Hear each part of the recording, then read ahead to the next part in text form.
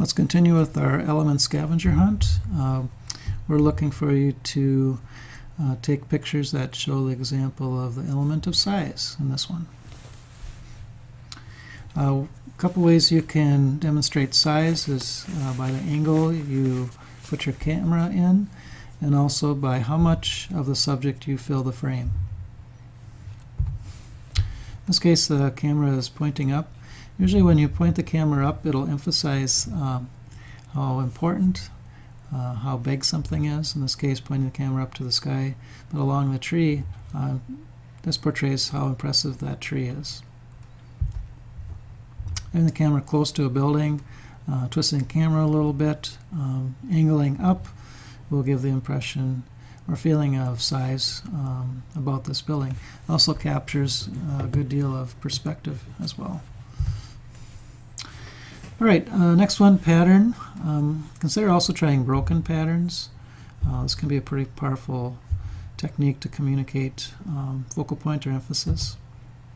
There's patterns everywhere.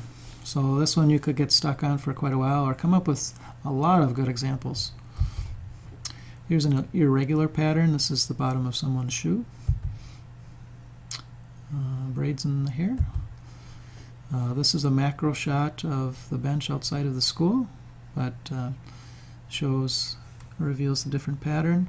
Notice how some of it is out of focus, and the middle is in focus, and again out of focus. That's an effect on your camera. You can achieve that going to pressing the function set. I can't quite remember the name of it, but there's an option to make two parts of the image out of focus, one part in. Sometimes you can accomplish this effect with the macro as well. If you get really close, some of it will be out of focus. Pattern of the strings in a piano. And for the pattern shot, this is a good one to do a close-up of, and then also show us an example of a wide shot. You can play a real quick presentation game, having the class guess what it is and then revealing what it is when you present. Here's an example of a broken pattern. Here's another example of another broken pattern.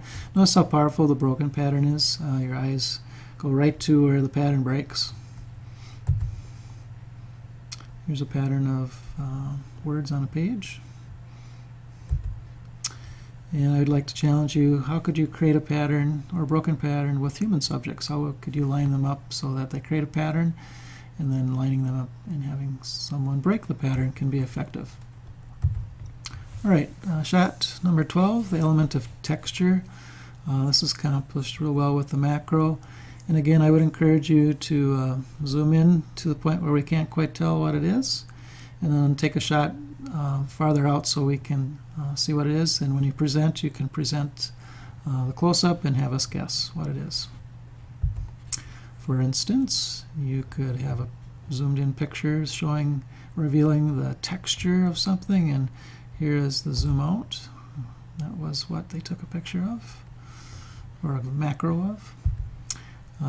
This would be the fur on a parka. I don't have the zoom out shot for you. Here's a basket. This is actually part of our sidewalk outside of school. In Photoshop they colored it up a little bit. And this is a tire, believe it or not. All right, let's move on to the element of value. Value refers to the dark and light tones in a picture. We talk about value especially with our next type of portrait shot that I'd like you to do, window portrait, or using our portrait studio to show the contrast of light and dark on the image of the face. Depending on the photographer, some photographers like a lot of contrast on one side of the face, a dark value, and then a light value on the other side of the face. If both sides of the face are equally lit, then the picture doesn't have very high contrast and value. And you really want to have some contrast to give the face depth and feeling and a good look to it. Now this picture isn't a portrait, it's just trying to express one way to accomplish the value shot. So we've got almost two silhouettes here and the sun in the background. I've seen that shot done with sunsets in a lot of different ways, where you have the sun in the back and you might have two people side by side and the sun is showing through their neck area. There's a lot of different ways you can use the sun. This kind of shot's more successful in the morning or in the late afternoon, sunset time. All right, finally, color. Color can be very powerful to your photos, and color can be just an element that's the focal point or emphasis in itself. For instance, this purple theme here, lots of power in the purple there. It's taking up a lot of the frame, so the color purple is a very powerful element in this one.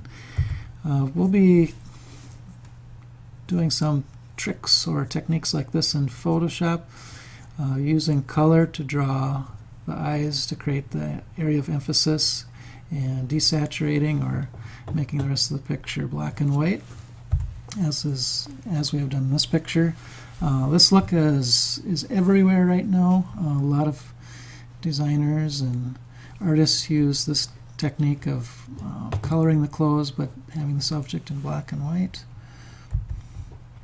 and painting the eye color back and actually adding more intensity of color than that was actually there. And in this one we have kind of a monochromatic effect that was done in Photoshop, turning everything different shades and tints of red. So those are the elements and different ways you can try to capture elements. Sometimes the element is the subject in itself for the photo, or you're using the elements to bring attention to the subject of the photo. Either way will work.